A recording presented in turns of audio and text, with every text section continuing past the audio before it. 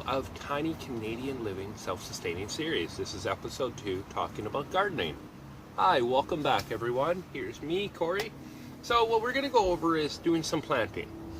Now, some of you, the questions might come up already that, hey, this doesn't really concern me. I live in an apartment. I can't garden. One word, bull. Absolutely bull. You could say you have pets. My cats will wreck them. Bull. We have cats. Me and Ricky both have two loving, adorable, fluffy monster destroyers. I call them monster destroyers, but there's Chaos, which is literally her name suits her. Spawn isn't as destructive as Chaos, but yet we still have time to garden in our house, in our windows, anywhere where we can get some nice natural light. But yes, it is possible. You just have to take the risk. You could either grow them in clay, plastic, Tupperware. Yeah, you can grow this stuff in like Tupperware. Like this is a Ziggy's container. You could grow it in, as long as you pop some holes, put another container over it, and let it drain. You're good to go. That's what we're going to cover over in this episode. So here, let's start. What I like to do is I like to get some gravel, and get some nice rocks in there, and just get your hands in there, get them nice and dirty. Put the rocks at the bottom. Now, what the rocks are going to do is it's going to help with the water flow. It's not going to let all the nutrients out of the water quickly drain right through it. That's not what you want, ever. So they're nice equivalent size. There we go. Just a nice layer on the bottom. Because next is the compost. Now, Ricky and I collect compost. Me, Ricky, and Ashley helps us with collecting compost.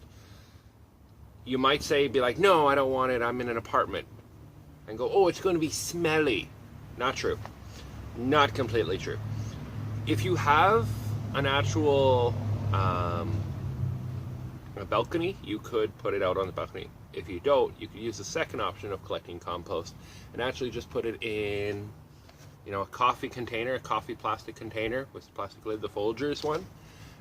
We actually do that quite regularly because we don't want to every time we have compost just drop it off in our composter. So what we do is we actually put a container in the freezer, and that actually stops the actual composting stage. Now you're like, whoa, wait, it stops it. Why would I collect it? Now, compost can be collected from, many farmers will gladly take it. So if you shop at the farmer's market and stuff like that, they will gladly take it in. Every city should have a farmer's market. If it doesn't, there's one right probably nearby. You just got to look it up. Google it, city, farmer's market, and you'll find it. So our compost is pretty much eggshells, banana peels, strawberry ends that we won't use. Our vegetables, though, when we cut them, we do use them into a different process, and I'll show you that in a different episode where it actually using your scraps to actually make a really good soup. So stay tuned for that episode. Alright, so let's get into the composter, eh? Alright, now the compost is a mix of compost and topsoil. It's a mix of the two. So here we go. So we're just going to start adding. Don't be afraid to get your hands dirty. What I like to do before adding anything else is I add some fresh eggshells cracked into it. Now, eggshells are really awesome for composting. They have a lot of natural, essential nutrients that plants, when they're starting off, are looking for. So this just helps it to find them. Next stage is to get yourself some topsoil. Now, we buy ours in the spring for about $1 to about $5 a 10 kilogram bag. So that's about 25 liters, everyone. Trusty shovel we actually got at the Dollarama. It's a shovel, a hoe, and a compass all on it. Oh, and a saw and a can opener. There we go. All right, get a nice amount. Go.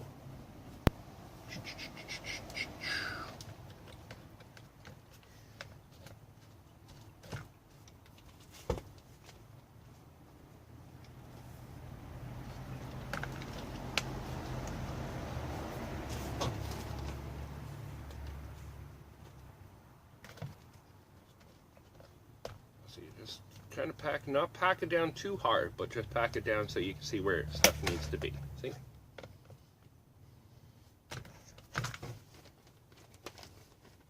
As for measurements for adding it, you literally play it by ear. You know what? Gardening is a great thing because it's trial and error. I could tell you the most perfect way for me, and it won't work for you. So again, that's a trial and error essential. Okay, I think that's... Push it around. Yeah, that's pretty good. All right. Now, I'm going to do radishes for this one. Radishes are really good for multiple things. Really good in salad, or just to crunch on, or even pickling. I find pickled radishes are really good. Or they're also an ingredient in horseradish, but I believe that's a different radish altogether. But same family. But I'm using Scarlet Globe radishes, okay? So it takes, and the greatest thing is, if you pick up these seeds, it actually has all the actual directions you will need to follow. So even tells you how many days it takes, 24 days to make these. So these will be ready approximately, we're going into September, so about October inside they'll be ready to go. That's awesome. They sow every 2 weeks in early, okay, sow seeds. Now this is if you're growing them outside, keep in mind. Sowing, it just means planting. So every 2 weeks in the early spring and late summer, as long as the weather is cool, and they grow. I am going to try an experiment about growing them outside in September and see if it makes a difference, but we'll see what happens. Probably not. They do grow rapidly. So let's get started. All right, so what's the measurements? About 8 centimeters, 3 inches high. Planting depth, 1 centimeter. Okay. Seed spacing, 1 centimeter. Okay, good. Go.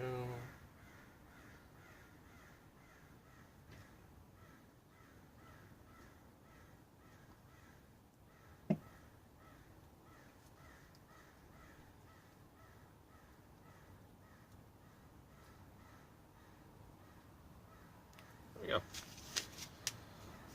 So that's all I did. Finger deep. Know your measurements and you'll be fine.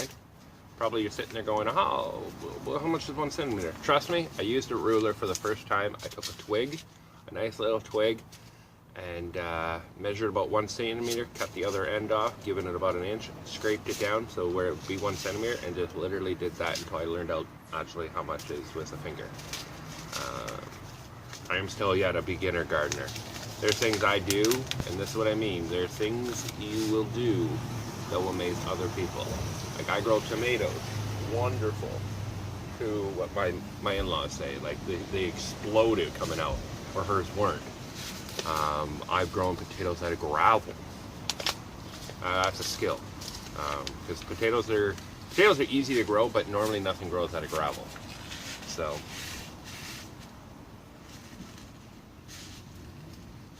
All right, so here we go. You guys can see that the seeds are very small. So 1 for every hole.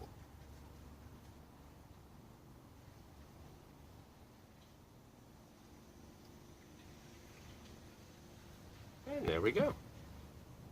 Plant with a little bit of soil over top. Got 1 hole. There we go. Put the soil back on. Don't want to make it too hard, okay? So just keep in mind of that. Try to level the land as well while you're doing this. It will save you time when you're watering your garden.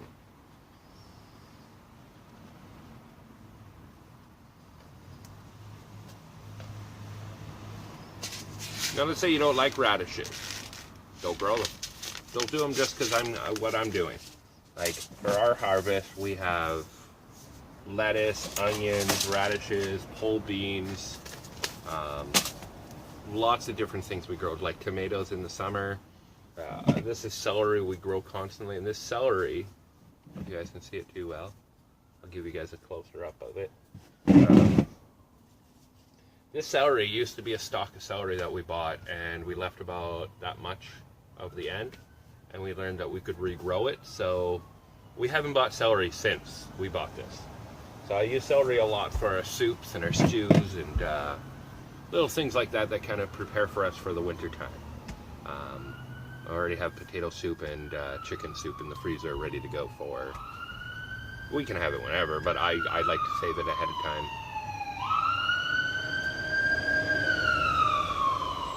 Bless their souls. I'd like to say for the winter when it's cold, in the fall it's freezing, you're like just trying to find something to eat quick and warm. Soup is the greatest thing. If you have a freezer, it's terrific. All right. So next, now I collect pogo sticks.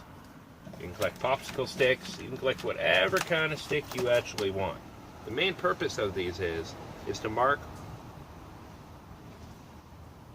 There we go.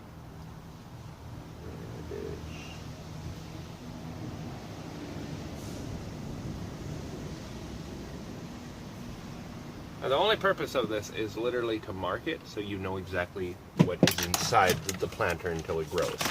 It's also really good to put the time and the date, or not time, but the date that you made it. So I'm just going to put that right there, and there we go. So there it's set. This one is ready to go. I'll give it a fresh water and in a few minutes. Next, I'm going to go over the transplanting for the next one that I wanted to work on. And that was, here's the next one. All right, popsicle sticks. Now, some of you might be questioning about, well, what all can you grow? Because you talk about the celery. What else can regrow like that? Well, there's a couple others. For example, onions. Green onions can regrow. Those little things that you see at the bottom are roots, but when you put these in water, now keep in mind, we cut ours right about there, so we left about a good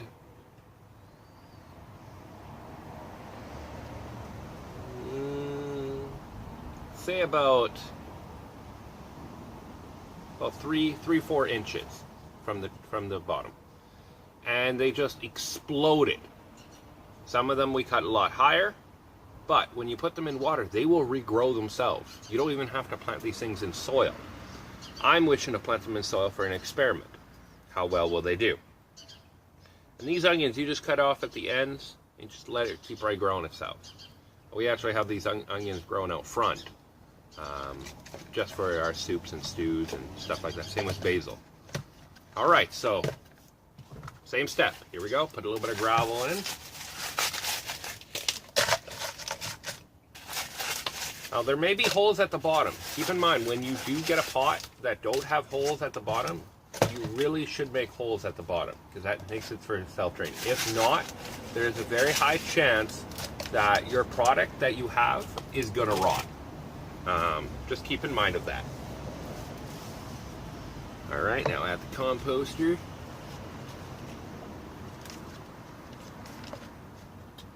And I'll trust you, every time I do something different each time, so don't expect the same. Like when I add compost, sometimes I add soil compost. It's just what I do. Like here, I'll show you for an example. A little bit of soil.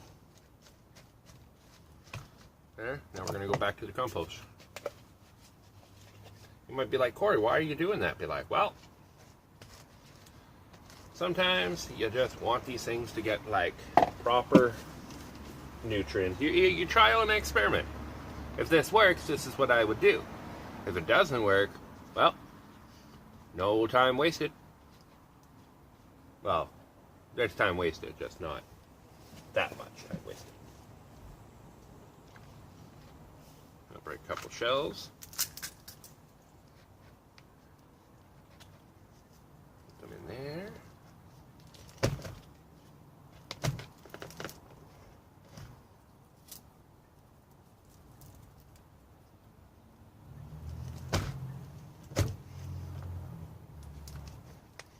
Oops. Ooh. There we go.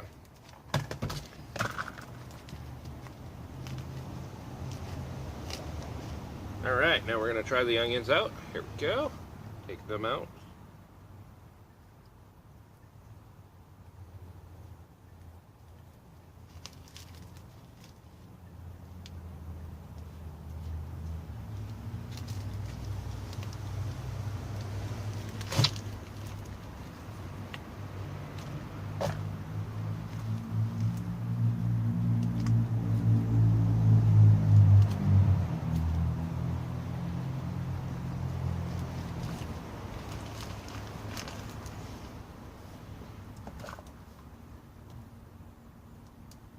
And there we go.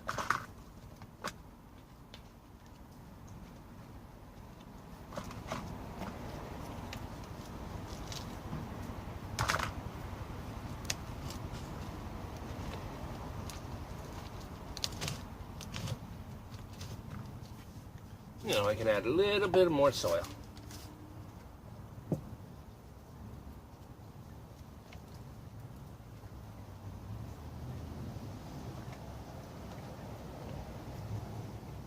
And there, those are ready to go. And see how I keep like a good inch of drainage underneath. That way it's proper drainage. You could easily pull this up and take the water out and recycle it. You might be like, whoa, wait, recycle water? Okay, so recycled water is pretty much when I would take that water and I'd pour it into this one and keep that cycle going. Why? Just to make better nutrients for the water. Honestly, just what I do.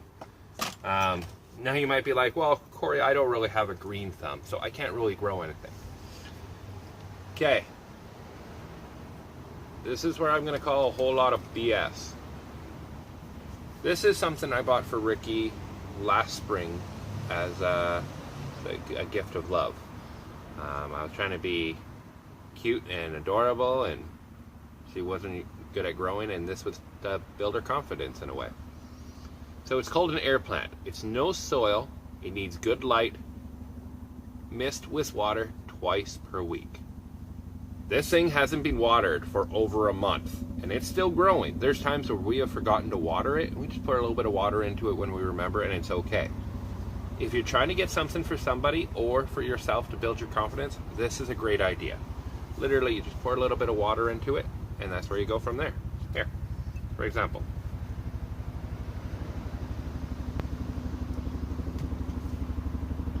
And what it is pretty much, best way I can explain it is inside there's moss. Now the moss, the plant is inside of a little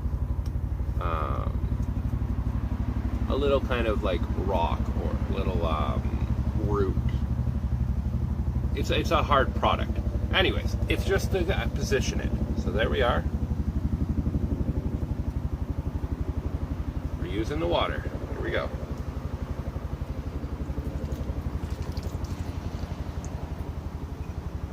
And there we go. And this thing literally just hangs up. It's really nice as we have it hanging above the kitchen. Half of the time we don't even see it. So I'm thinking about moving it.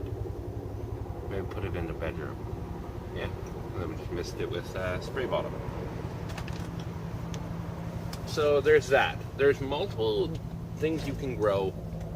Don't give up. Growing things, it takes time. It's sometimes frustrating. Like I've grown potatoes and gotten so angry that they didn't grow as big as I wanted them to. Or that the cats got into it and wrecked it. Or a few weeks ago, actually, eating my own words here, I got mad that a squirrel ate our corn because I wanted to give corn to Ricky and it was almost ready, and then it came up and ate it. And then 2 weeks later, it ate it again. And I was pretty pumped out. It ripped the plant apart, and Ricky just reminded me, you know, that's just the cycle of life. Don't give up when the going gets tough. Just keep going. You know, trial and error, trial and error. Next year, I'm going to be putting a chicken wire around it to protect it. So behind me, we also have the tomatoes that I've grown. We took them really good care. They're bucket tomatoes. So there's holes drilled at the very bottom that allow the water to filtration through it all. And it's been a good product. It's a great experiment. We've gotten some great tomatoes out of it already. It's been really good. So that's it for this episode. If you liked it, please give me a like, a share, and a subscribe. If you have any questions, please email us at please email us at tinycanadianhomestead@gmail.com. Please visit our website, tinycanadianliving.com, if you would like to see more and read more about our blogs and our posts and see what everything's going on. Check us out there. Thank you, and be sure to like and subscribe to see more. Bye!